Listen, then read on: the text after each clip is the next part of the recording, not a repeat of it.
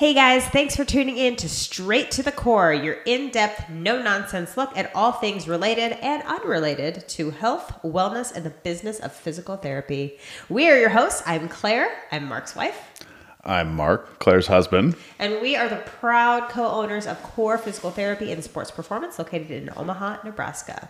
We are an outpatient orthopedic and sports performance clinic that specializes in active individuals and athletes. Correct, yes. We have a sports performance clinic, 6,000 square feet. Very cool. All the cool things. Yep. And this is our first podcast. Not actually the first recorded podcast. It's been an uphill battle getting to this point. So if you're watching or listening, then just know that this is like the fourth or the fifth version of it. But we made it and you made it. And so that is cause for celebration. That's the important cheers. part. Yeah. Okay. Yeah. So our very first podcast, we wanted to do this podcast for a couple of different reasons. Number one, the people asked us. We're all about giving what the people want. But we have probably some hot takes at times. We have an interesting perspective of the field of physical therapy and the field of health and wellness, have some experience in many different areas, I guess, of the field as a whole, both healthcare related and like sports athletic realm related. But also having worked for other people, working for larger chain clinics, working for like hospital systems, and then working in other private practices before we opened up our own. Yeah. So Mark, why don't you tell the people a little bit more about yourself? Well, I got into the profession and, I graduated in 2006, but I got a really good introduction to that realm at the University of Nebraska in the late 90s, early 2000s, where I was at school. Yeah, that's where you went undergrad, right? Correct. And part of that strength conditioning program there, you get a lot of exposure to athletes and injuries and the rehab portion of that. And so that's kind of where I always melded into, and I was always heavy into lifting before that and sports performance. So kind of seemed like a very natural evolution of my own career. And where'd you go to grad school? I mean, I know where you went to grad school, but... I went to grad school in Iowa at Des Moines University, right in the heart of Des Moines. And I graduated again in 2006. So I've been practicing almost exactly 18 years. So 2 years longer than me. Yes. I've been practicing longer than some of my student athletes going to college have been alive. Yeah, that's... Oh, yeah. Ooh. So, yeah, you get a lot of experience in that amount of time. That's a gut punch there, but... Yeah. I, Claire, went to undergrad at Creighton University and then went to grad school at Creighton as well through Creighton's DPT program, which, side note, was the United States' first doctorate of physical therapy program. I believe their first class graduated in 1997. So go Jays. Good job there. Kind of had somewhat of a similar assimilation into physical therapy as having a background in strength and conditioning and more of the personal training, sports performance side of things. And then had an experience of my own as being a student athlete at Creighton on the rowing team that had an injury and kind of had some exposure to physical therapy and kind of gave a little fork in the road there where I thought I wanted to go more so into like primary care medicine, possibly orthopedics, but there's just not a ton of female orthopedic surgeons. There are some, and Omaha has a couple that are awesome, so shout out to them. But ended up realizing that more of the kind of one-on-one, hands-on, direct access care was really what I wanted, and didn't realize that that's what physical therapy was until I had an experience on my own. So yeah, then that was me in physical therapy school. So I always like bringing this up, and I always like bringing it up to my patients as well, because they always think, oh gosh, your job is so cool. This is what I want to do. Mark, was there anything when you were in grad school that kind of piqued your interest in thinking like, ooh, I might want to do that instead of orthopedics or sports? No.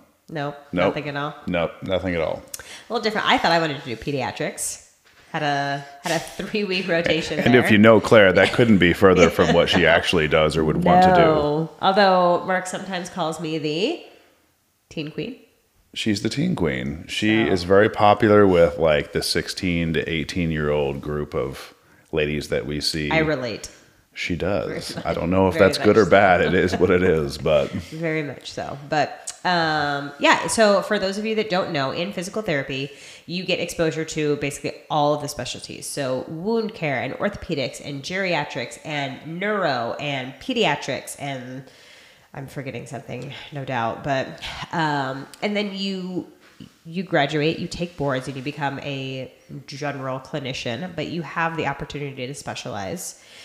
Whether with a certification or without. And that is what Mark and I have chosen to do. And I feel like I speak for both of us when I say that we're not trying to be all things to everyone. We really kind of zone in on what we do and what we do well. And I think that's orthopedics and sports for the active individuals and the athletes. absolutely. I think if you want to be something to everybody, you end up being nothing to everyone because you can't be good at everything. Agreed. You've got to specialize in some way. Otherwise, you're just going to be mediocre at everything. Mm-hmm. Not to say there's probably not times that we're mediocre at things, but Not work related. So I had to look this up because I didn't 1957. know. Correct. 1957. In 1957, Nebraska became the first state to allow physical therapy direct access. And we were a whole 11 years before California, which followed in 1968, and then Maryland in 1979. So a whole 11 years before anybody else. And quite frankly, quite a bit further. And why is that important? Oh, well, that's an excellent question, Mark. So direct access basically means that you can go to a physical therapist without a specific referral or a script from a different doctor. So for those that are out there kind of thinking like, what does that matter? Well, that means that physical therapy can become an entry point into the healthcare realm, or the first stop, basically, if you have an ache, a pain, an injury, that if you have found yourself kind of going through that unfortunate experience of, okay, you go to a doctor, you go to a physician, and they kind of say, I don't know what's going on, we're going to pass you off to the next person. And then you go to the next person, and they say, I'm not really sure what's going on, let's pass you off. And then you find somebody who says, hey, this is what we think is going on, and then we're going to pass you off to somebody else. Then if you end up at that endpoint after seeing 2, 3, 4 people at a physical therapist in the state of Nebraska, you can just start with a physical therapist. Correct. And we're good enough, or should be good enough, that we can do an evaluation and screening, and we can decide, do you need diagnostics? Do you need an ortho consult? Do you need something more? And if not, then we'll take care of it. And if you do, we're not afraid to refer on if we want more information. Yeah. And I think that's probably one of the misconceptions of many about the field of physical therapy, is either that you can't go straight to a physical therapist if you want to, but then also that, okay, if you go to a physical therapist, then you've stalled out, right? Like that's where you start and that's where you end. I mean, it can be, but it depends. Are you making progress? If you go to a therapist and you're seeing them for months on end, you're not getting progress, you probably need another therapist, or you need something else. Mm-hmm. That standard, okay, we're going to come 3 times a week for 4 weeks, and then if you're not better, then you're just not better. That's not really how you do things. No. There's other professions who also subscribe to that as well. That's unfortunate.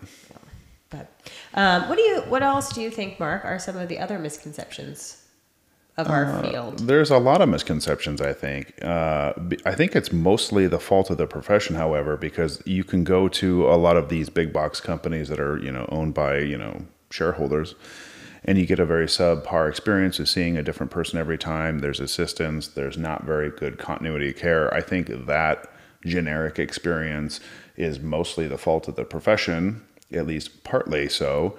And I think that is a huge problem with our own profession, that we don't self-monitor our quality of care like we should as a group. I think that's the biggest problem is, I'm going to go see like 3 different people. They're going to tell me not to work out for a while, give me some exercises, and I'll just go like figure it out and, whatever.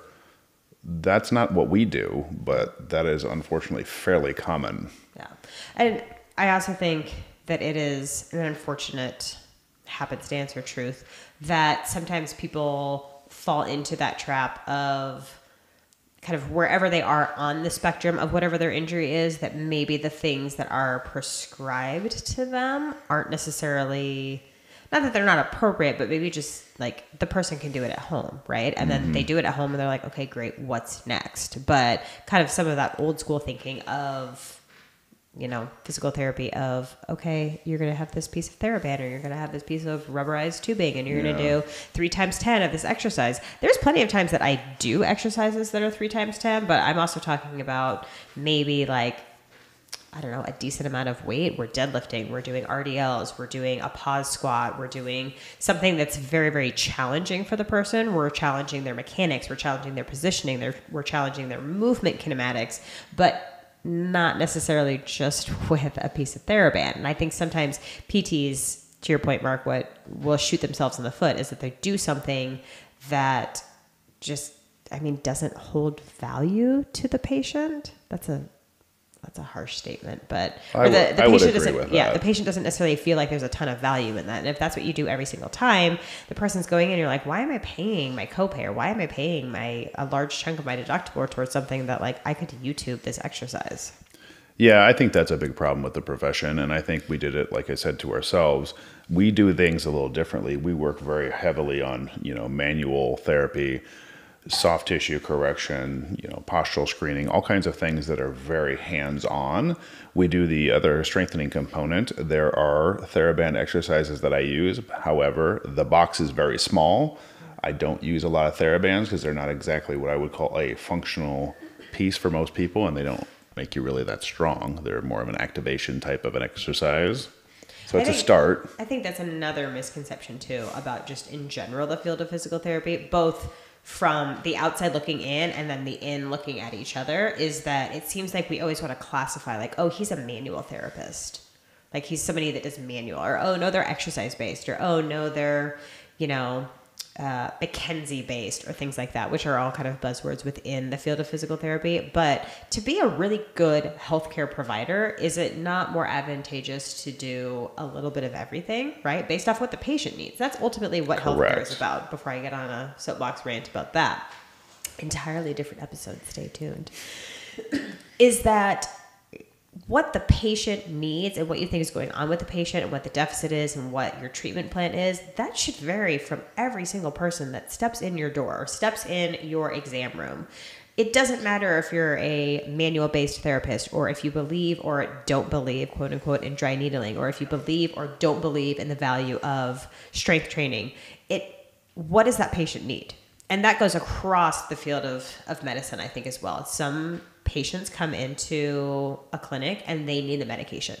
Some patients come into a clinic and they need a diet change, or they need a referral to a dietitian.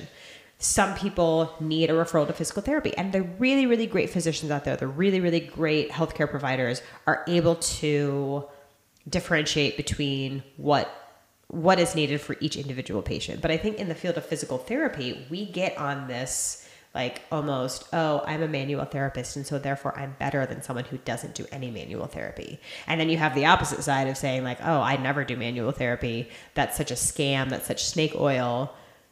I'm much better than somebody who pretends like manual therapy is super, super important. Mm-hmm.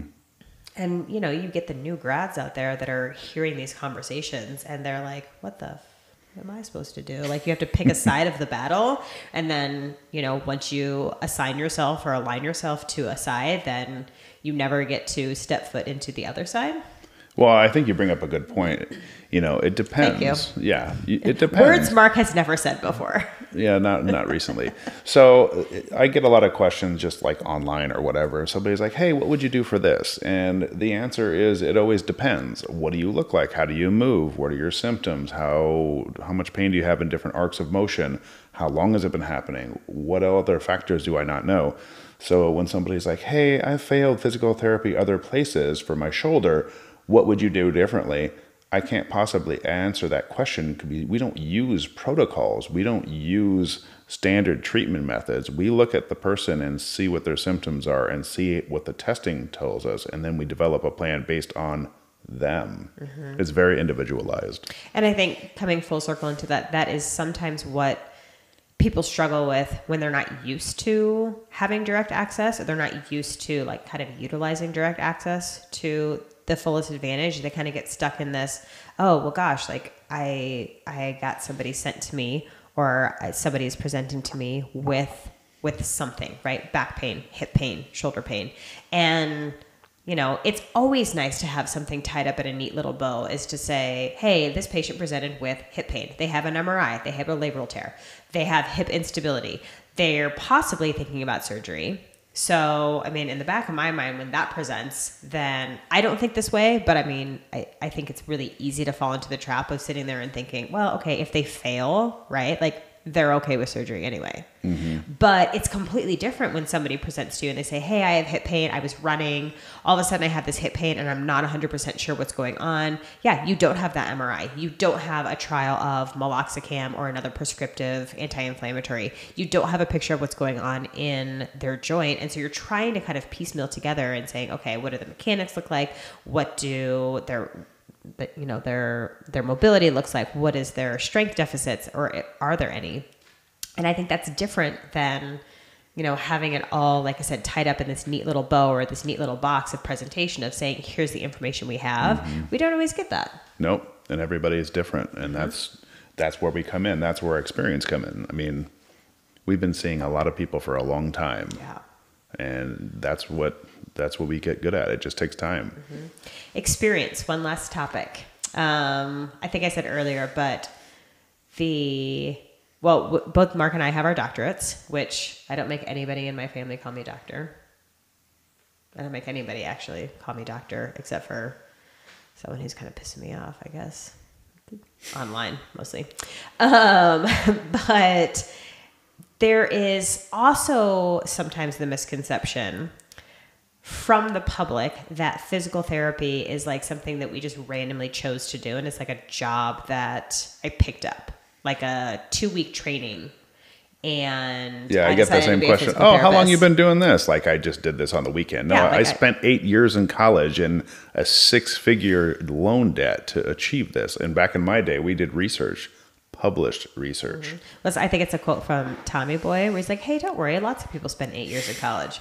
Yeah, they're called doctor. I just aged myself for even making a Tommy Boy reference. But rest in peace, Chris Farley.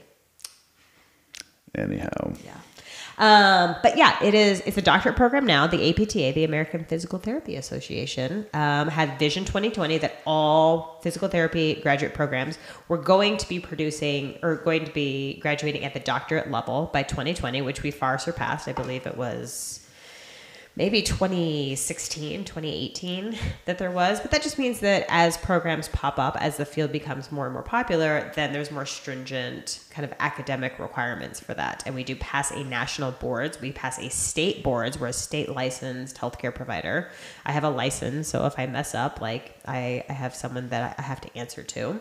Yeah, you have a board that you have to answer to. Yeah. And I think we'll probably talk about it on a completely different podcast of how beneficial that doctorate was. Uh-huh. I think it was for a lot of things. And I think maybe it was a little short-sighted at times, but I think in general it was good. But that's like a whole nother podcast right there.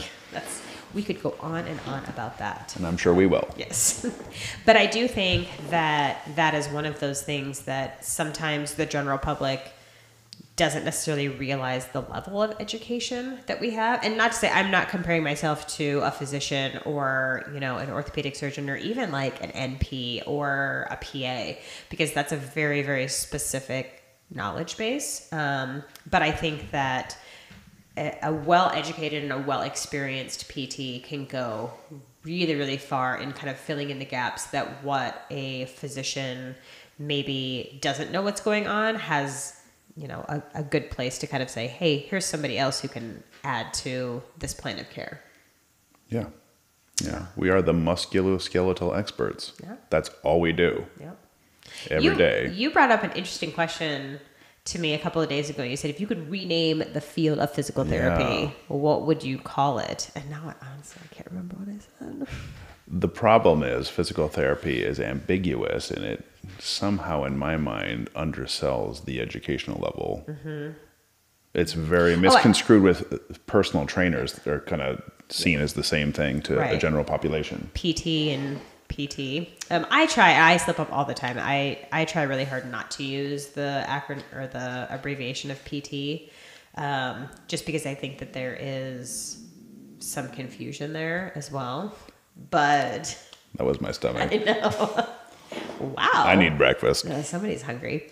But I mean, you hear PT, and not to say that personal trainers are using it incorrectly, because the term or the abbreviation PT is not protected. The term physical therapy, physical therapist are both protected terms. And that's probably another little hot button topic that we'll bring up later. There is a gym here in town, a very large chain gym that uses the abbreviation of DPT, which, if you don't know, physical therapists who earned their doctorate, that's how we put it on kind of our signature. So my signature is Claire Lacadius Rathjen, comma, PT, because I'm a registered licensed physical therapist, comma, DPT, because that's my educational level. And then some other letters, CS, and then SCS. And it's fairly misleading, and I think it's probably done very purposefully. I believe that it stands for dynamic personal training, which I don't... As opposed to static personal training. I'm not sure what the opposition... There are some lawsuits on this, apparently. I think that there is something kind of brewing, but unfortunately, as of right now, DPT and PT are not protected abbreviations. And so I think that it's purposely kind of causing confusion to the general public. But then also, the field of physical therapy, it's kind of our fault too, is that we have a doctorate level profession and we are okay using an abbreviation of PT, which the general public can confuse with personal trainers. And not that there's anything wrong with personal trainers. We work side by side with some amazing personal trainers. Correct. And they have a great knowledge base. And I think that there's personal trainers who know a lot more about what's going on than some PTs out there, some physical therapists out there. Well, and I think their profession is similar to ours, and the discrepancy between really good ones and really terrible ones is huge. And finding a really good personal trainer or some kind of a strength coach is extremely rare. Just like in our own profession, we've gone to the doctorate level, but adequate and competent clinicians at that doctoral level, in my opinion, are only like 10 to 20% of our field. Yeah. But I mean, there's still no excuse for experience, whether you're talking Correct. about somebody who really, really knows what they're doing and they maybe have a master's level, which is what the field of physical therapy was producing before. Having somebody who has 20, 30, 40 years within that field, there's no excuse for that level of experience. Yeah, and to be fair, the master's degree level in our profession was 90 credit hours, which is closer to a doctorate than most other. Some master's degrees are 30 to 60. Ours was always 90. So that's we're not that far away. Doctorate level seems like a big deal for surpassing the master's degree, but it was only another 30 hours. I'm assuming, just because of how long he's been killing the field, I'm assuming Kevin Wilk has a master's. I'm sure he has a doctorate by now, but if you don't know who he is and you're a physical therapist, Shame. You are a terrible therapist. You need to know who this person is, the lead researcher in our field. And a practicing clinician as well. So yes, probably the best guru researcher of all time, heavily involved for his entire career. So you young to-be physical therapist, he's on social media. He's the GOAT, man. He absolutely is the GOAT. If you think that, your YouTube channels are something that's important, you think that, your podcasts are important. If you don't know who Kevin Wilk is and you're a physical therapist, you've got some problems. Yeah. Learn him. Yeah. You need to know him. Be like him. But that, I mean, I think probably our next podcast should be about advice to people who want to get into the field. But we were ranting and raving, of course, about... mostly ranting. Yeah, about the misconceptions about the field of physical therapy, and started to talk about, or ending up talking about, I think, part of the general public's misconception about physical therapy as well. But to wrap things up, I think that there are some great things that physical therapists do. And then there are some things there's some experiences that people have, the general public have, that are just kind of lackluster, that kind of leave them maybe not impressed with the field. Would you agree? I would agree. I think they get a lot of, in general, mediocre performance out of our rehab professionals. And I think that our industry kind of spurs that on by how global the companies are that run the profession at this point in time. And I think that's just the nature of the beast, which is good for our business because we differentiate ourselves from that so wholeheartedly that we are very different. And it shouldn't be that way.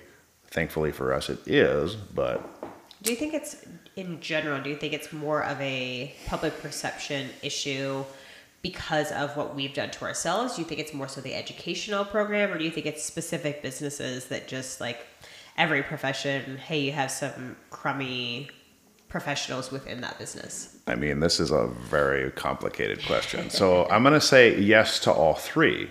Our profession is responsible because we allow these big companies to basically dominate in a way that's money driven and not patient outcome driven. They don't empower therapists, so that's a big problem. They don't value them. However, the value of the therapists aren't really there either because they have no incentive to be good at what they do. Now, we'll go twofold into that. The state of the workforce right now is very poor in all aspects, not just our profession. I could talk about that forever, but customer service, being adequate, being good, being great at your job, that's just not really valued by our young people like it used to be. And I think that therapists get out of school, unfortunately, and think that that's the end.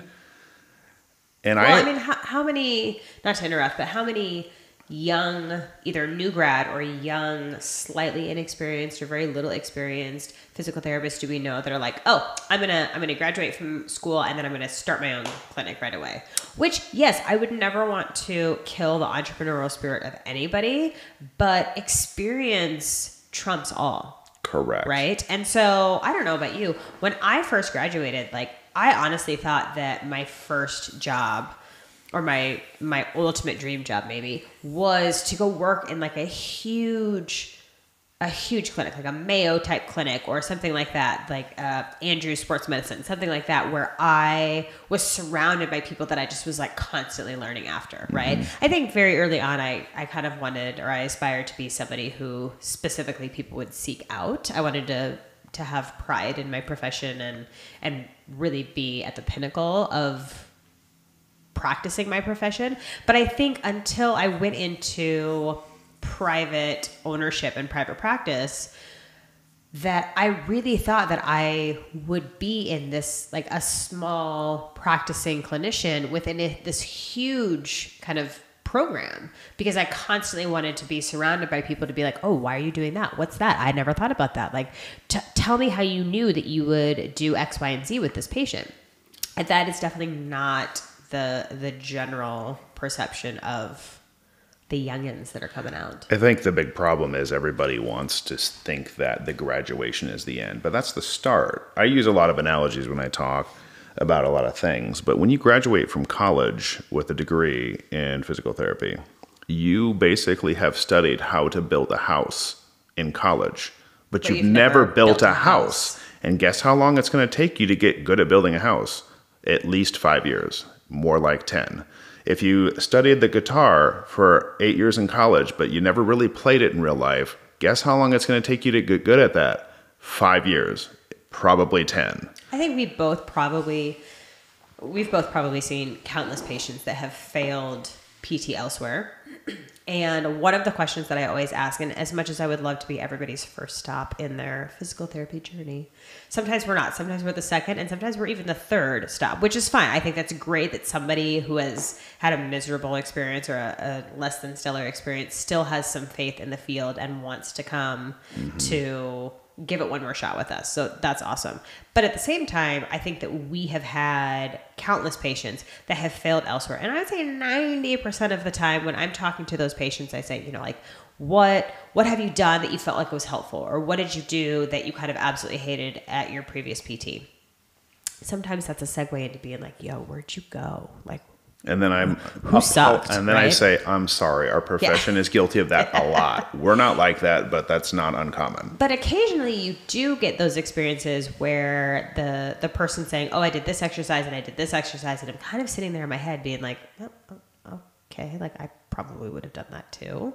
But for the most part, I would say that there's times where it's just like, oh, that's like a standard recipe. Like did the PT or did the healthcare person even kind of talk to you or really figure out what you should be doing, or was it just like a recipe that was thrown at you? Did they even listen to you? Yeah. Which I think that comes from, that okay, my education is done and here's what I've learned, because here's what I've learned on my clinicals. Which is unfortunate, but yeah. So my advice to young people is start absorbing the knowledge when you get out of college, because you're not done learning. You're not, and you never really stop. And it sounds never corny. Stop learning. Yeah, you never stop learning. It sounds corny, but as soon as you stop learning, you start getting worse. Right. You have to continue to learn, evolve, adjust your parameters, and critically think about what you're doing and why you're doing it. And if you don't do that, you're failing as a clinician. I think it's probably fairly obvious when you talk to people when it comes time to do like your CEUs, like we always talk about, what course do we want to take, or kind of circling back to the Kevin Wilk conversation, is that Mark and I both really, really want to do one more course with Kevin Wilk before he retires, just because he's the grandfather of it, right? But hearing people say, and for those who aren't kind of in the medical field or aren't in a board certification type of field, we have to do CEUs, or continuing education units, to maintain our licensure by the state of Nebraska. So we have to do 20 every 2 years, which is very, very easy to do, right? Correct, yes. But I think being able to, even asking somebody, oh, what'd you do your CEUs? There's a relatively cheap, easy way to do it within your local area. Or online. Yes, where you basically are like, I don't really care. This is just a formality. I got to get these stupid CEU credits, and I'm going to pay the least amount of money to do it, which... Okay, yeah, financial restraints are a thing. That's an entirely different topic about PTs getting paid or not getting paid. But hearing, like, we still get excited about doing CEUs because it's a different way of thinking. It's exposure to something different.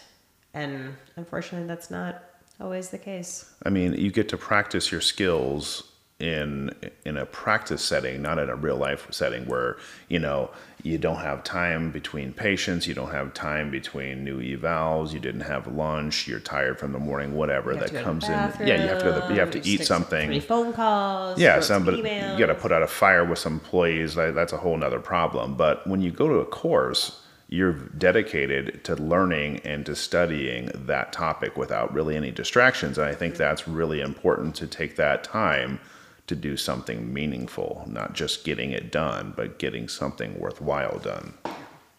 And not to say that we're the coolest. I mean, we're pretty cool as a clinic, I would say. If you've ever had the luxury of being able to visit us in clinic, constantly. It's a little different, yeah. There's a whole bunch of banter, I guess we'll call. Some of it inappropriate, but mostly just fun for all. I'd say it's like PG-13 rated in general. Yeah, probably. But I think... we are very passionate about our field, and we're passionate about, the education level that we had before we really entered into the field of physical therapy.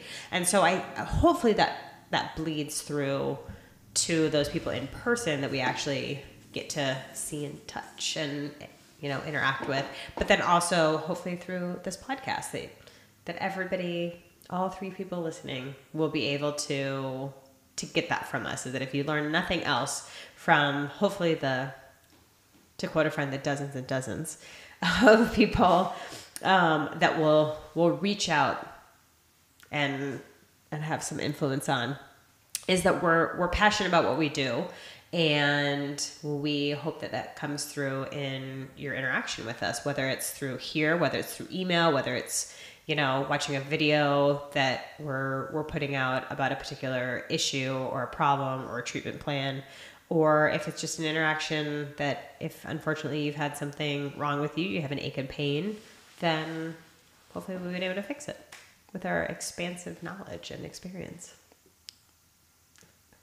But thank you again, all 3 people who are listening, for tuning in to Straight to the Core with your hosts, Mark and Claire. I'm Claire. I'm Mark. Signing off. And you have been listening to us. Thank you.